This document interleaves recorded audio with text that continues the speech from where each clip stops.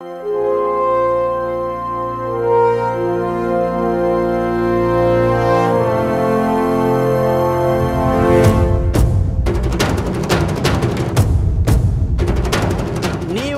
పరిశుద్ధ దేవుని యొక్క పరిశుద్ధ ఆలయం. You are holy temple of holy God. దేవునికి స్తోత్రం. మన ప్రభువును రక్షకుడైన యేసుక్రీస్తు పరిశుద్ధ నామములో ప్రియమైన దేవుని బిడ్డలారా, మీకు స్వాగతం పలుకుతా ఉన్నాను. దేవుని ఆశీర్వాదము, ఆయన సమాధానము మీకు సమృద్ధిగా కలుగును గాక. ఆమేన్. ప్రభువునందు ప్రియమైన సహోదరి సహోదరులారా, దేవుని వాక్యం ద్వారా మనం దినదినము అభివృద్ధి పొందుచు దేవునిలో నిలిచి ఫలించాలనేది దేవుని యొక్క ఇష్టమై ఉన్నది. కాబట్టి దేవుని చిత్తాన్ని బట్టి దేవుని సహాయంతో ఈరోజు మరొక అద్భుతమైన వాక్య సందేశంతో ఆయన చెప్పమన్న వాక్యాన్ని మీకు అందించడానికి, మీకు చెప్పుటకు మేము నిలబడి ఉన్నాను. దేవుని వాక్యం చదువుకుందాము. కొరింథీ రాసిన మొదటి పత్రిక 10వ అధ్యాయము 1వ వచనం నుంచి 10వ వచనం వరకు ఈరోజు వాక్య భాగం ధ్యానం చేసుకున్నాం. మొదటిగా మొదటి 6వ వచనాల నుంచి చదువుతాను. కొరింథీ మొదటి పత్రిక 10వ అధ్యాయము 1వ వచనం నుంచి 6వ వచనం వరకు చదువుకుందాం. సహోదరులారా, ఈ సంగతి మీకు తెలియకుండా నాకు ఇష్టము లేదు. అదేదనగా, మన పితరులందరూ మేఘము క్రింద ఉండిరి, వారందరూ సముద్రంలో నడిచిపోయిరి. అందరూ మోషేను బట్టి మేఘములోను సముద్రములోను బాప్తిస్ము పొందిరి. అందరూ ఆత్మ సంబంధమైన ఒకే ఆహారమును భుజించిరి. అందరూ ఆత్మ సంబంధమైన ఒకే పానీయమును పానము చేసిరి. ఏలయనగా తమ్మును వెంబడించిన ఆత్మ సంబంధమైన బండలోనిది త్రాగిరి. ఆ బండ క్రీస్తే. అయితే వారిలో ఎక్కువ మంది దేవునికి ఇష్టలుగా ఉండకపోయిరి గనుక అరణ్యంలో సంహరింపబడిరి. వారు ఆశించిన ప్రకారము మనము చెడ్డవాటిని ఆశించకున్నట్లుగా ఈ సంగతులు మనకు దృష్టాంతములుగా ఉన్నవి. ఆమేన్. దేవుని సహాయం కొరకు ప్రార్థన చేసుకుందాం. పరిశుద్ధుడైన మా తండ్రి, సర్వ సృష్టికర్తవైన దేవ, సర్వోన్నతుడైన తండ్రి, మీకు వందనాలు స్తోత్రములు తెలియజేసుకొనుచున్నాం. ఈ సమయమందు మీ వాక్యము ధ్యానిస్తూ ఉండగా, నీ వాక్యము బోధిస్తూ ఉండగా వినుచున్న వారందరికీ మేలు కలుగునట్లుగా, వినుచున్న వారందరూ రక్షించబడేటట్లుగా, వినుచున్న వారందరూ దీవించబడేటట్లుగా, ఆశీర్వించబడేటట్లుగా, నీ చిత్తం నెరవేరేటట్లుగా నిలబడిన నీ దాసుని బలపరిచి, నీ మాటలు అందించి, నీ వాక్కు శక్తి అనుగ్రహించి నీ ప్రజలతో మాట్లాడమని వేడుకుంటూ యేసు క్రీస్తు నామం పేరిట ఈ వాక్యమును బుదిగంతల వరకు వెళ్ళే విధంగాను విని వారందరూ రక్షించబడే విధంగా సహాయము చేయమని యేసు నామమున ప్రార్థించుచున్నాము తండ్రి. ఆమేన్. ఆమేన్. ప్రభునందు ప్రియమైన సహోదరి సహోదరులారా, దేవుని మాట మనిషిని బ్రతికిస్తుంది. ఎస్, దేవుని మాట ద్వారా మనిషి బ్రతుకుతాడనమాట.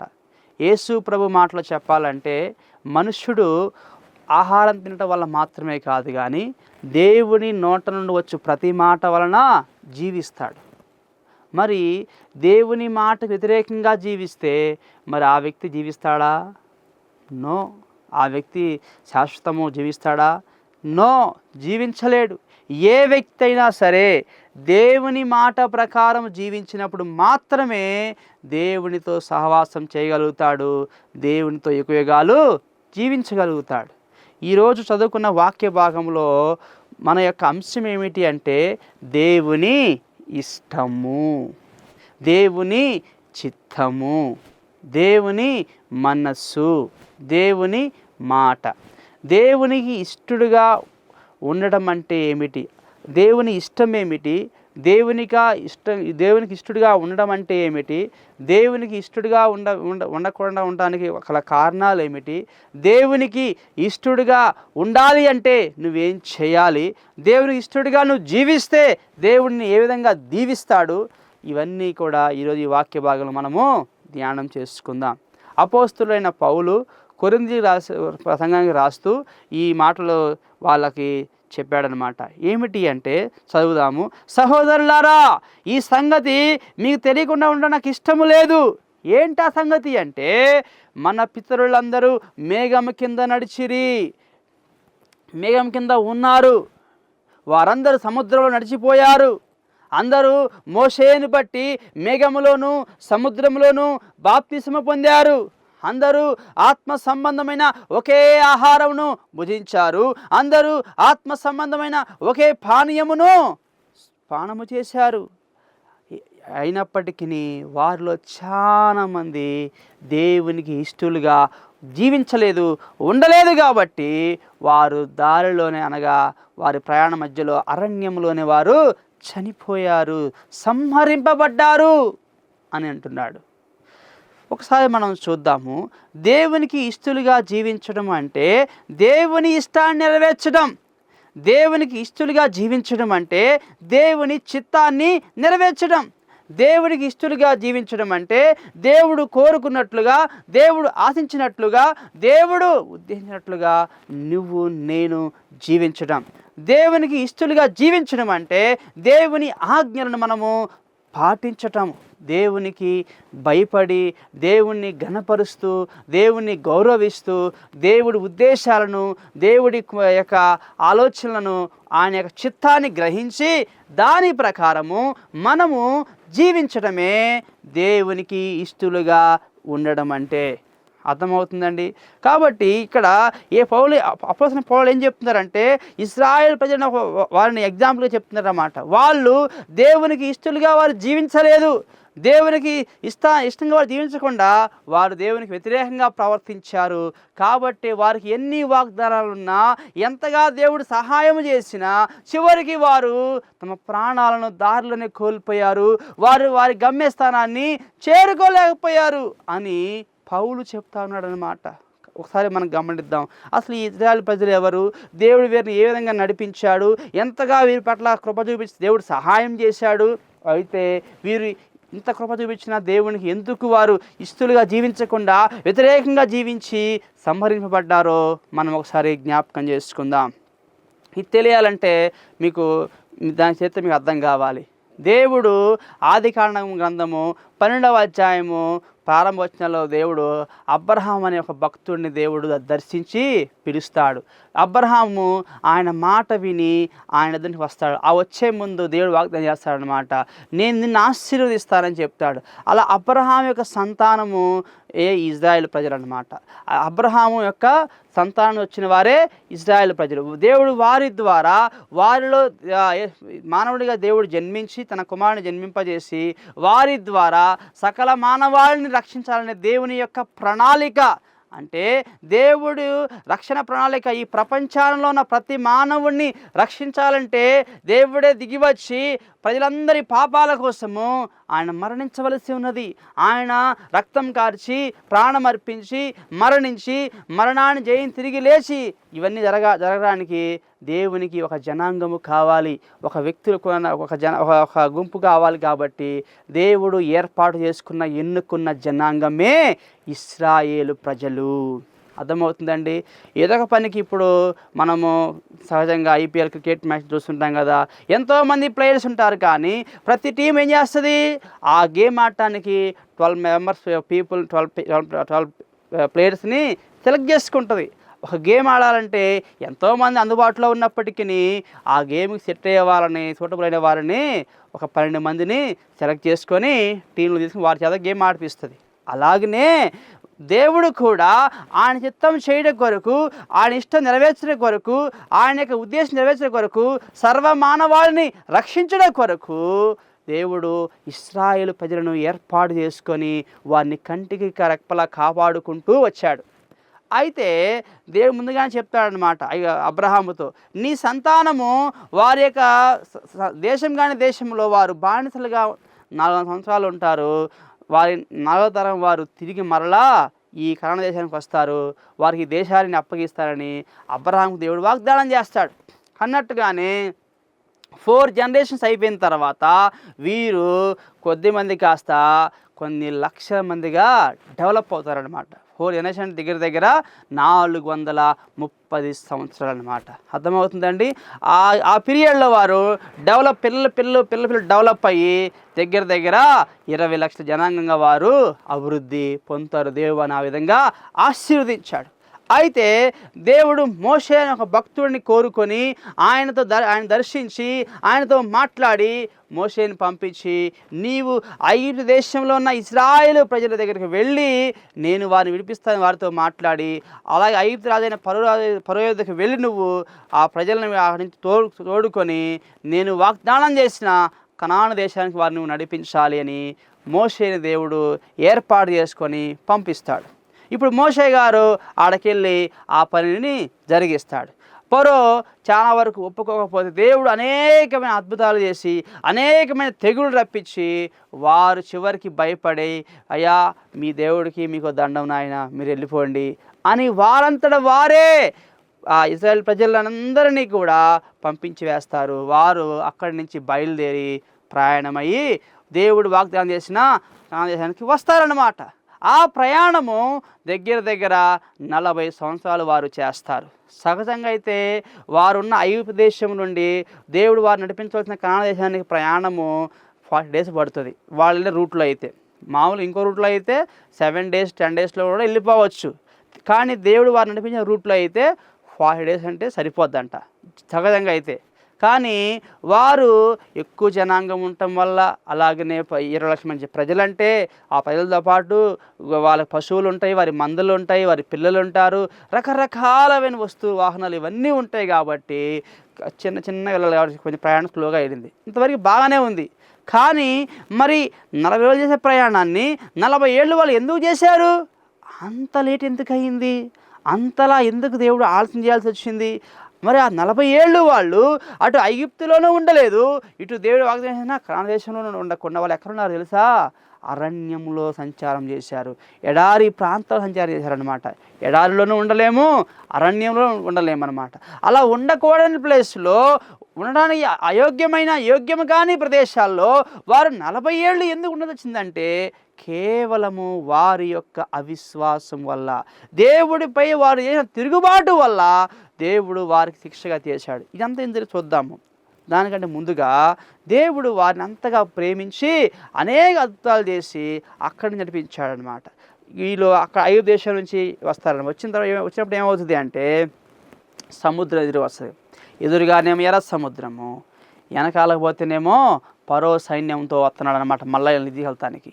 ఈ మధ్యలో ఈ ఇజ్రాయేల్ ప్రజలు మోషే నాయకత్వంలో ఇరుక్కుపోయి ఉన్నారనమాట. ఏం చేయాలో తెలియదు. వెనకపోతే వాళ్ళు చంపేస్తారు, ముందుకు పోదామంటే సముద్రంలో దూకితే సముద్రంలో మునిగి చచ్చిపోతారు. ఎలా పోయినా ప్రాణం పోయే పరిస్థితి వచ్చేసింది అనమాట.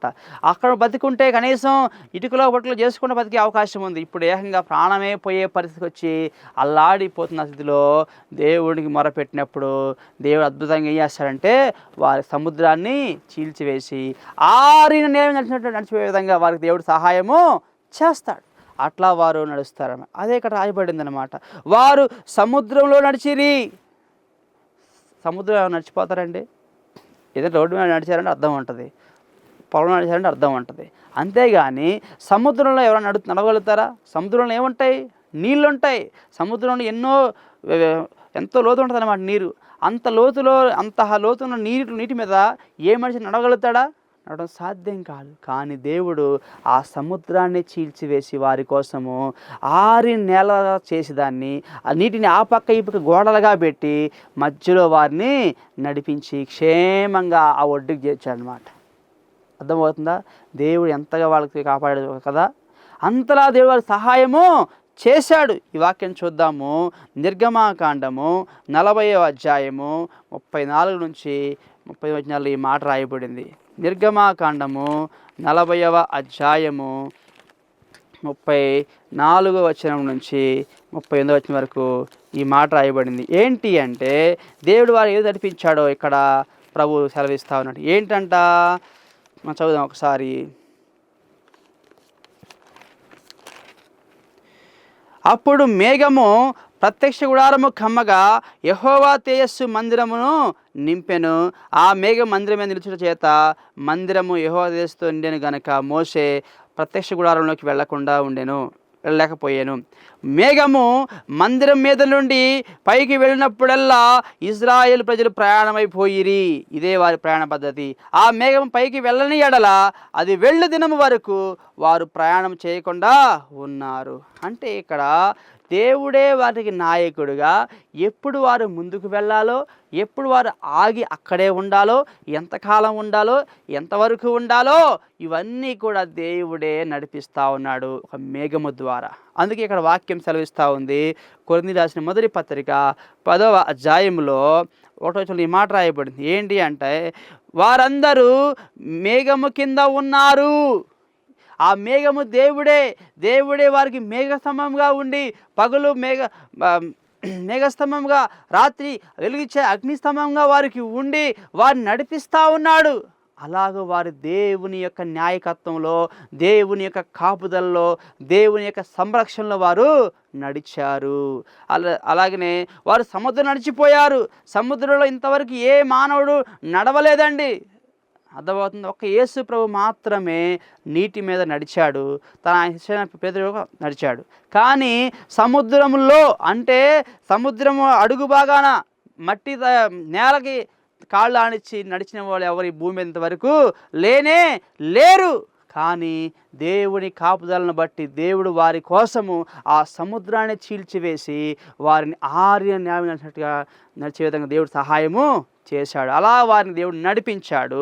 మొదటిదేమో వారు మేఘం కింద ఉన్నారు, రెండోదేమో సముద్రంలో వాళ్ళు నడిచిపోయారు. ఈ మాట ఎక్కడుందంటే నిర్గమాకాండము 14వ అధ్యాయము 2వ వచనంలో ఈ మాట రాయబడింది. ఏంటి అంట, వారు సముద్రంలో నడిచిపోయారన్నమాట.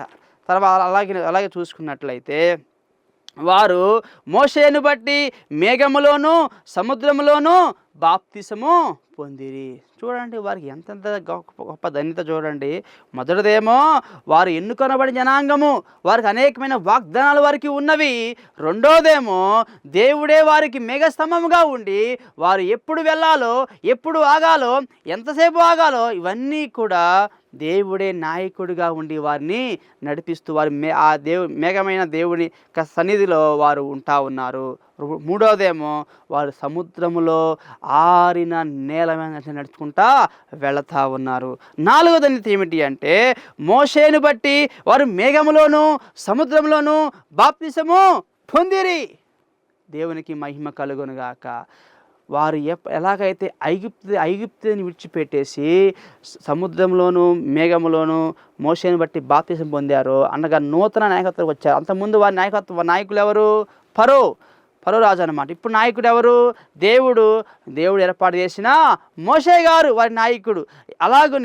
అలా వారు బాప్తిసం పొంది, అంటే వారి పాత జీవితాన్ని అక్కడ సమాధి చేసి నూతన జీవితాన్ని వారు ప్రారంభించారు. అర్థమవుతుందండి ఎంత గొప్ప ధన్యత వాళ్ళ ఆ రోజుల్లోనే అంత గొప్ప ధన్యత వాళ్ళు పొందుతున్నారన్నమాట. అలాగే వాళ్ళు మోషేను బట్టి మేఘంలోను సముద్రంలోను బాప్తిసము పొందిరి. ఇంకా చూసుకున్నట్లయితే వారు అందరూ ఆత్మ సంబంధమైన ఒకే ఆహారమును భుజించిరి. దేవునికి మహిమ కలుగునుగాక.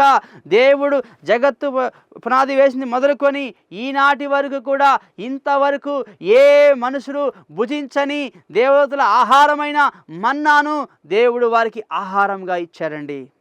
మనకు ఆహారం కావాలంటే ఏం చేయాలి? సంపాదించుకోవాలి, లేకపోతే పంటలు పండించుకోవాలి. చెట్ల నుంచి వచ్చే ఆహారం మనము పండ్ల రూపంలో కావచ్చు, ఆకుల రూపంలో కావచ్చు, రకరకాల కాయల రూపంలో వచ్చే ఆహారం మనం భుజిస్తాం. చూడండి, కానీ ఇన్ని లక్షల మంది జనాంగానికి దేవుడు ఆహారం కొరకు మీరు వ్యవసాయం చేసుకోండి, మీరు పంటలు పండించండి, మీరు అది చేయండి, ఇచ్చేయండి ఏమీ చెప్పలేదు. వారి కష్టపడి ఎటువంటి ఆహార సంపాదన కొరకు ఎటువంటి పని చేయకుండానే దేవుడు ఆ రోజుల్లోనే, ఈరోజు జొమాటో స్విగ్గీలో ఎలాగైతే హోమ్ డెలివరీ చేస్తున్నారు బిర్యానీ పొట్లాలు, దేవుడు ఆ రోజుల్లోనే వారు తినడానికి కావాల్సిన ఆహారాన్ని వారి గృహం వారి యొద్దకే హోమ్ డెలివరీ ఆన్ టైంలో, ఇన్ టైంలో కరెక్ట్గా దేవుడు చేశాడు. దేవునికి మహిమ కలుగునుగాక. అలా వారందరికీ భోజనానికి కావాల్సిన ఆహారాన్ని దేవుడు మన్నాను కురిపించి వారు ఆ మన్నాను ఏరుకొని జాగ్రత్త పెట్టుకొని చక్కగా తినేసేవాళ్ళు అనమాట. ఏ రోగము లేదు, ఏ సైడ్ ఎఫెక్ట్స్ లేవు. అర్థమవుతుందండి? చూడండి, మన ఆంధ్రాలో ఎక్కువ ఏం తింటారు? రైస్ తింటారు. రైస్ ఎక్కువ తింటే ఏమొస్తుంది? షుగర్ వస్తుంది. అలాగే బాడీ ఎక్కువ లావు అవుతారు అన్నమాట. ఎక్కువ లావుగానే అయిపోతారు. పెద్ద బలమేమి రాదు. అంటే చపాతీ తింటే ఏమవుతుంది? వేడి చేస్తుంది. దానికి కొన్ని ప్రాబ్లమ్స్ ఉన్నాయి. ఇలా ఏ ఆహారం తిన్నా కూడా 100% హెల్తీ కాదు. అది కొంత మట్టికి. ఎంత మంచి ఆహారం తిన్నా ఏదో ఒక రోగం, ఏదో ఒక బలహీనత సహజంగా మనిషికి వస్తూనే ఉంటుంది. కానీ దేవుడు శ్రేష్టమైన ఆహారము, ఎటువంటి రోగము లేకుండా, ఎటువంటి సైడ్ ఎఫెక్ట్స్ రాని శ్రేష్టమైన ఆహారము మన్నాను వారికి కురిపించి, ఆకాశం నుండి మన్నాను కురిపించి వారికి ఆహారంగా ఇచ్చాడండి దేవుడు. అంతలా దేవుడు వారిని ప్రేమించాడు. అంతలా ప్రేమించాడు. ఇంకా చూసినట్లయితే అందరూ ఆత్మ సంబంధమైన ఒకే పానీయమును పానము చేసి, వారందరికీ దేవుడు వారికి దాహం వేసింది. ఆ ఎడారిలో ఇన్ని లక్షల మందికి నీళ్ళు ఎక్కడి నుంచి వస్తాయి? హైదరాబాద్ సిటీలోనే ఈరోజు కూడా సరిగ్గా నీళ్ళు రాని ప్రాంతాలు అనేక ఉన్నాయి. ఇంత టెక్నాలజీ డెవలప్ అయ్యి ఇన్ని మన చుట్టుపక్కల నదులు ఇన్నున్నా కూడా, వాటర్ యొక్క వనరులు ఇన్నున్నా కూడా, టెక్నాలజీ ఇంత డెవలప్ అయినా కూడా, లక్షలు కోట్లు ఖర్చు పెట్టి ఎంత ప్రయాసపడ్డా కూడా ఈరోజు కూడా హైదరాబాద్ సిటీలో కంప్లీట్గా వాటర్ అందని ప్రాంతాలు ఇంకా చాలా ఉన్నాయి. అర్థమవుతుందండి? మరి జనాలు ఉండి, ప్రజలు ఉండే అవకాశం ఉండి, వాటర్ వనరులు సమృద్ధిగా ఉండి, డబ్బులు ఉండి, టెక్నాలజీ డెవలప్మెంట్ ఇంత ఉన్న ఈ రోజుల్లోనే ఇంత కష్టంగా ఉంటే, ఆ రోజులు ఏమీ లేవు. ఆ రోజుల్లో మహా ఉంటే బావులు ఉండేవి అంతే. బావులు తోముకోవడం, లేకపోతే కాలువ ఉంటే కాలువ నీళ్ళు తాగాలి అంతే తప్ప ప్రత్యేకించి వాటర్ ఏమి లేవు. కానీ ఎడారిలో వారికి నీళ్ళు ఎక్కడి నుంచి వస్తాయి? వాళ్ళు ఏమన్నా ఒకళ్ళిద్దరు ఉన్నారు? ఏమన్నా 20 లక్షల మంది జనాభా దాదాపు ఉన్నారన్నమాట. పిల్లలు, పెద్దలు, యవ్వనస్తులు అందరిని కలుపుకుంటే 20 లక్షల జనాభా ఉన్నారు వాళ్ళ దగ్గర. అంతమందికి నీళ్లు కావాలంటే ఎడారిలో ఆ నాయకుడైన మోషే ఎక్కడి నుంచి తెస్తాడు? సాధ్యమైన పనేనా? అది అయ్యే పనేనా? సాధ్యం కాదు. వాళ్ళందరూ తాగడానికి ఎన్ని లక్షల నీళ్ళు కావాలి, వాళ్ళ స్నానానికి ఎన్ని లక్షల నీళ్ళు కావాలి, మరి వాళ్ళతో వాళ్ళ పశువులకి నీళ్ళు కావాలి. ఎక్కడి నుంచి చేస్తాడు నీళ్ళు అన్నిటిని? అది మానవ జ్ఞానానికి ఏమాత్రం అర్థం కాదనమాట అది. కానీ దేవునికి మహిమ కలుగునుగాక. దేవుడు వారిని ఎన్నుకున్నాడు కాబట్టి, దేవుడు వారికి వాగ్దానం చేశాడు కాబట్టి, దేవుడు వారికి మేఘస్తంభంగా ఉండి వారికి తోడై ఉన్నాడు కాబట్టి, దేవుడు వారి యొక్క అవసరాన్ని గుర్తించి ఏం చేశాడంటే మోషేకి చెబుతాడు, ఆ బండను కొట్టు, ఆ బండ నీళ్లు వస్తాయని చెప్తాడు. అలాగే మోషే ఆయన చెప్పినట్టుగానే ఒక బండను కర్రతో కొట్టంగానే ఆ బండలో నుంచి నీళ్లు ప్రవాహం వల్లే వస్తాయి. వారికి కావలసిన ఆ నీటి అవసరం దేవుడు వారికి తీరుస్తాడనమాట. అలా అందరూ ఆత్మ సంబంధమైన ఒకే పానము చేసిరి. అర్థమవుతుందండి? వారికి ఆహారం ఇచ్చినా, వారికి నీళ్ళు ఇచ్చినా, వారికి కాపుదలు ఇచ్చినా, వారిని సముద్రంలో నడిపించినా, ఏం చేసినా ఇవన్నీ కూడా చేసింది ఒకే దేవుడు. అందరికీ చేశాడు. ఎవరికి ఏమాత్రము కూడా పార్షాలిటీ చూపించకుండా ప్రభువు అందరికీ ఇచ్చాడండి. దేవునికి మహిమ కలుగును. మరి ఇంత చేసినా ఇంకా వాక్యం చెప్తా ఉంది, ఏలయనగా తమ్మును వెంబడించిన ఆత్మ సంబంధమైన బండలోనిది వారు త్రాగిరి. ఆ బండ క్రీస్తే. వారికి ఒక చోట బండను కొడితే నీళ్ళు వస్తే అక్కడే కాదంట, వాళ్ళ ప్రయాణంతో పొడుగు కూడా దేవుడు వారికి ఏమి ఇచ్చారంట? నీళ్ళు ఇచ్చారంట. వారిని ఆత్మ సంబంధంగా వారిని వెంబడించి వారికి నీళ్ళ ప్రవాహాన్ని ఇచ్చారంట. ఆ ఆత్మ సంబంధం బండ ఎవరో కాదు, యేసు క్రీస్తే అని ఇక్కడ చెప్తున్నాడు అన్నమాట. అయితే ఇంతలా చేసినా కూడా, ఎంతలాగా వారికి మేఘస్తంభంలో ఉండి, వారికి నాయకుడిగా ఉండి వారిని నడిపించినా, అలాగే వారికి అగ్నిస్తంభంగా ఉండి వారిని నడిపించినా, వారిని సముద్రంలో నడిచిపోయేలాగా వారికి దారి చేసి వారిని కాపాడి వారిని నడిపించినా, శత్రువు నుంచి వారిని విడిపించినా, కాపాడినా, ఇలాగనే మేఘములోను సముద్రంలో వారికి బాప్తిసం ఇచ్చినా, అలాగే ఆత్మ సంబంధమైన శ్రేష్టమైన ఆహారాన్ని సమయానికి వారికి పెట్టి వారిని పోషించిన, వారికి కావాల్సిన దప్పికను, దాహాన్ని, నీటి అవసరాలు తీర్చే విధంగా వారికి ఆత్మ సంబంధమైన పానీయమును వారికి దేవుడు సమృద్ధిగా ఇచ్చిన, దేవుడే తోడుగా ఉండి, దేవుడే నాయకుడిగా ఉండి, దేవుడే తండ్రిగా తల్లిగా ఉండి వారిని అంతలా సంరక్షించి వారిని పోషించిన, ప్రేమించిన కూడా వారిలో చాలామంది, జాగ్రత్త ఈ మాట నండి, వారిలో చాలామంది దేవునికి ఇష్టలుగా ఉండలేదు. దేవునికి ఇష్టలుగా ఉండలేదు కాబట్టి వారు అరణ్యంలో సంహరింపబడిరి. చూడండి ఈ వాక్యం ఎంత భయంకరంగా ఉంటుందో. 10వ అధ్యాయంలో కొరింథీ మొదటి పత్రిక 10వ అధ్యాయము 5వ వచనం ఈ మాట ఉంటుంది. అయితే వారిలో ఎక్కువ మంది దేవునికి ఇష్టలుగా ఉండకపోయిరి కనుక అరణ్యములో సంహరింపబడిరి. వారంతా వాళ్ళు చనిపోలేదండి. వారు దేవునికి ఇష్టంగా ఉండలేదు, దేవుణ్ణి వారు ప్రేమించలేదు, దేవుణ్ణి వారు విశ్వసించలేదు, దేవునికి వారు విధేయత చూపించలేదు, దేవుణ్ణి వారు గణపరచలేదు. కాబట్టి వారు దేవునికి ఇష్టలుగా ఉండలేదు కాబట్టి దేవుడు వారిని రకరకాల తెగుళ్ళ చేత రకరకాల మార్గాల్లో వారిని సంహరించేశాడు. ఎంత ఘోరము, ఎంత ఘోరము, ఎంత ప్రమాదము, ఎంత దౌర్భాగ్యత చూడండి కదా. మనము ప్రేమించి ఎంతో వారికి సహాయం చేసి వారే మనకు ఎదురుతిన్నప్పుడు మనం ఎలాగైతే వాళ్ళ ఫైట్ చేస్తామో చివరికి ఏ దేవుడైతే వారిని ప్రేమించాడో, వారిని కరుణించాడో, వారిని కటాక్షించాడో, వారిని రక్షించడం కోసము ఆయన ఆకాశం దిగివచ్చి మోషేను ఏర్పాటు చేసిన మోషేతో మాట్లాడి, ఫరోతో మాట్లాడి అనేక తెగులు రప్పించి ఆ శత్రువులను వారిని విడిపించి అక్కడి నుంచి వారిని నడిపించి సముద్రం అడ్డుగా వస్తే సముద్రాన్ని చీల్చివేసి సముద్రంలో వారిని నడిపించి అలాగే అక్కడి నుంచి వారికి ఆహారం కావాల్సిన ఆకాశ వాకిలి తెరిచి వారికి ఆహారాన్ని సమృద్ధిగా కురిపించి వారి ఆకలి తీర్చి వారి కడుపు నింపి అలాగే వారికి దాహం వేస్తే వారికి నీటి అవసరం ఉన్నప్పుడు బండలో నుంచి నీళ్ళిచ్చి వారికి దాహం తీర్చి ఇలాగూ వారికి తల్లిగా తండ్రిగా సమస్తంగా ఉన్న ఎంతో ప్రేమించిన ఆ దేవాది దేవుడే చివరికి అదే ప్రజలను చాలామంది అయిష్టులుగా ఉండడం చేత వారు ఆయనకి విరోధముగా జీవించడం చేత సంహరించవలసి వచ్చిందన్నమాట. చాలా దుఃఖకరమైన సంగతి ఈ మాట. అర్థమవుతుందండి. అంతలా ప్రేమించిన ప్రభువు చివరికి వారిని ఎందుకు సంహరించాడు? చాలామందిని ఎందుకు ఆయన సంహరించాల్సి వచ్చింది? మీకు తెలుసా అండి, ఐగుప్తు దేశంలో ప్రయాణం ప్రారంభించి కానాను దేశానికి వెళ్ళిన వాళ్ళు ఎంతమంది తెలుసా? 2 వెళ్ళారు. దగ్గర 20 లక్షల మంది ప్రజలు ప్రయాణం ప్రారంభిస్తే ఐగుప్తు దేశంలో ప్రయాణం ప్రారంభించి కానాను వరకు వెళ్ళిన వారు 2. మిగిలిన వాళ్ళందరూ వాళ్ళ పిల్లలు అన్నమాట. వాళ్ళు ఉన్నారు తప్ప ప్రారంభంలో ఎవరున్నారో వాళ్ళు లేరు. వాళ్ళందరూ మధ్యలోనే చనిపోయారు. 40 రోజులు చేసిన ప్రయాణాన్ని 40 సంవత్సరాలు చేశారనమాట. అదే కారణం. అదే వారు ఇష్టలుగా ఉండలేదు, దేవునికి వారు ఇష్టలుగా జీవించలేదు. అందువలన వారు మార్గ మధ్యలోనే సంహరింపబడ్డారు. వారు వాగ్దాన దేశమైన కానాను దేశానికి వారు వెళ్ళకపోయారు అని చెప్తున్నాడు. ఇంకా మనం ముందుకు వెళ్ళినట్లయితే అసలు వారు ఎందుకు ఇష్టంగా ఉండలేదు? దేవునికి ఇష్టంగా ఉండకపోవడానికి వారు చేసిన పనులేంటి అనేది కూడా చూద్దాం.